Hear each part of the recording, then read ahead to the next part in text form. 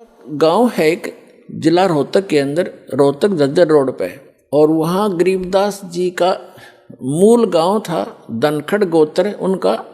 और वो किसान यानी जाट किसान उस घर में जन्म था उनका। उनके जो पिताजी थे वो गांव छुडानी में ब्याहे थे, यानी गरीबदास जी के नानके थे वो छुडानी में। और गरीबदास जी की माता का कोई भाई नहीं था, जिस कारण से गरीबदास जी के पूज्य पिताजी श्री बलराम जी नाम था उनका धनखड़, और वो अपने ससुराल में घर जमाई रहने लग गए थे।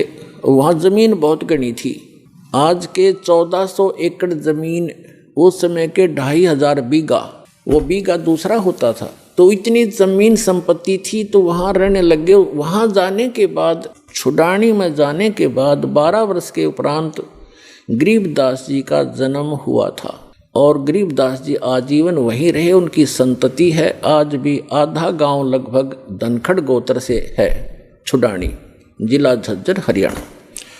तो गरीबदास जी का ज़्यादा आना जाना क्रोथा गांव में ही रहा, क्योंकि भाईचारा वहीं था। तो कहने का भाव दास का ये है कि गरीबदास जी जब 10 वर्ष के हो गए, और अपने ही, क्योंकि तब तो उन्हीं की सारा कुछ हो चुका था, नाना जी की सारी संपत्ति उन्हीं की थी।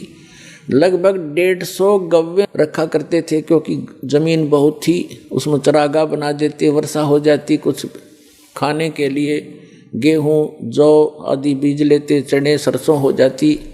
बाकी की ज़मीन को पशुओं के लिए ही वो प्रयोग किया करते थे, पशुपालन करते थे। उसके साथ साथ 2-4 किराए के पाली होते थे गांव के, और कुछ ऐसे व्यक्ति होते थे जो गव्य रखते थे, लेकिन उनके पास अपनी ज़मीन नहीं होती थी, वो भी उसी में चराया करते थे। ऐसे पहले आपस में बड़ा प्रेम होता था।